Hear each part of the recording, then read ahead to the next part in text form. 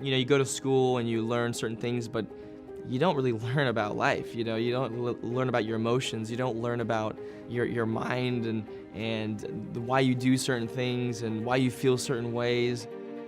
Today, I want to talk to you about invisible forces. Radiation is an invisible force. Gravity is an invisible force. Electromagnetic energy is a visible force. So is love and so is hate. Those two invisible forces of human emotion can impact your life more than almost anything else on this earth. People love to talk about their intellect, but guess what? It's human emotion that actually moves us to action. Emotions start wars. They also create peace. Emotions will get you to fall in love. It's what gets you married. It's also can get you divorced if you don't manage it well. Used effectively, we can use our emotions to experience the most enhanced life you could ever dream of. But if we fail to direct our emotion, fear, worry, anger, stress, depression, or overwhelm can creep in. Listen, we've all been given a gift. And that gift is the capacity to choose and direct and shape our own emotions, therefore change the quality of our lives in an instant and help others to do the same. So if we're going to have an extraordinary holiday season, and more importantly, an extraordinary life, we have to become the masters of this invisible force called human emotion. We feel different feelings at different times, and we can be triggered by a variety of things in our environment. But ultimately, the way you feel is based upon the meaning you give to things. See, meaning equals emotion, and emotion equals your life. So for example, if something really challenging happens in your life, some people make up a meaning, this is happening because God is punishing me for something I've done wrong.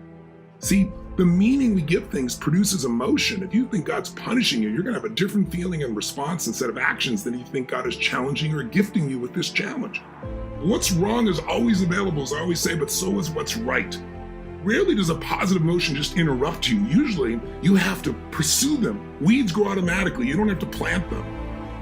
In the middle of a challenge, one of my favorite questions to ask is, what's great about this? Maybe there's an opportunity in this situation. If you and I are going to become emotionally fit, then we really have to train ourselves. Emotional fitness is that state of readiness. It's different than emotional intelligence.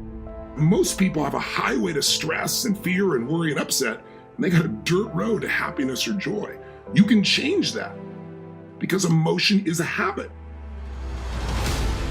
This holiday season, and more importantly in your life, what do we got to do to consistently have the emotions we want is become conscious and train that habit. You need to figure out what your emotional home is. So take a look at your emotional inventory and maybe circle the top 2 positive emotions you experience most and the top 2 negative that you experience most. And then write down what tends to trigger you. And how could you train yourself in that same situation to feel differently? Just by having the awareness alone, you can change things.